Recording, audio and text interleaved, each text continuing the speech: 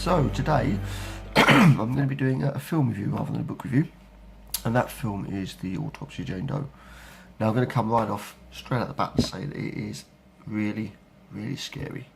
I mean, even for me, and I've seen a lot of horror films, I don't necessarily scare easy. I think once you see a lot of films you can become a bit blasé, but it really had me on the edge of my seat most of the way through.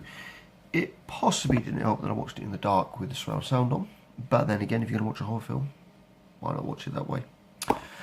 Now, I'm going to keep it as brief as I can. I don't want to give too much detail. I really think it's one of those films that the less you know, the better. But it starts off in a crime scene. They find a body, a naked woman buried under the floorboards. Obviously, the Jane Doe at the title. So she's taken to the local mortuary. That is run, or the local coroner's office, I should say. That is run by Tommy Tilden and his son Austin. Tommy Tilden, played by Brian Cox. Really good performance, very understated, very assured. Definitely, the star of the show. So the coroner's office itself is run off the Tilden's own land. It's an underground complex. My first thoughts were some sort of storm shelter. But when you get into it, it just feels a bit too big for that. So I'm guessing some sort of bomb shelter maybe, or purpose built for that reason. But whatever. That's where the main action takes place. By the time the body arrives, it's evening time. Tommy and his son are getting ready to knock off for the night. The sheriff makes them aware that the cause of death is needed urgently. In fact, they need it first thing in the morning. So that leads Tommy and Austin resigning themselves to a late night. Now, the first thing I want to say is that it's a fairly small film in that majority of the action takes place in one room, and that is the autopsy room. There is, I think, maybe 3 or 4 other rooms that are used throughout the film. A couple of corridors, a lift, and a staircase or stairwell. But the majority of the action is taking place in that one room.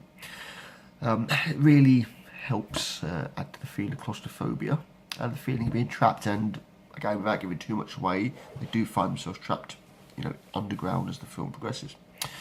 Now, once they start the autopsy, they start to feel that things aren't quite what they should be. The further they get into the autopsy, the more they realise that things are very, very wrong. That's about as much as I want to say about that. As I've said, it's a very small scale. It's quite a lean running time. I think around 80-85 minutes or thereabouts. As I said, the director, and if you've watched Troll Hunter, you'll no doubt recognise him from that. I'm not going to try and pronounce his name myself. He does a really good job of ramping up the tension, ramping up the scares. There's, maybe 3 or 4 jump scares in the whole film, so it's not reliant on jump scares. They don't actually, they're welcome, and in my opinion, they're all the better for it. But it does rely very much on the tension, the feeling of unease as the coroners are getting more and more uneasy with what they're finding. So we start getting more and more uneasy. We know it's a horror film. We know something bad's going to happen.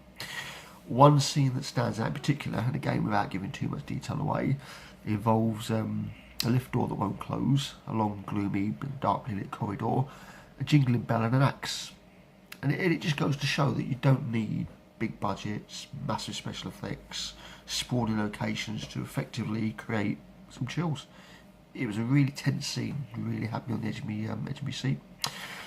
In recent times, I suppose 2 of my favourite horror films would be The Babadook and It Follows, and I can honestly say that this film is over and above those. It surpasses them without a doubt. I suppose the only thing really to say, and I've already said it at the start of the film, at the start of the review, is it is as scary as hell. And let's face it, when we talk about horror films, what more can you want? So really, if you've got any interest in horror at all, I recommend you seek it out and have a look at it. So that's it. Fairly short, but as I say, I don't want to go into too much detail around it. So if you enjoy the video, please, please, please give me a like, and if you want to see more videos, subscribe. Till next time.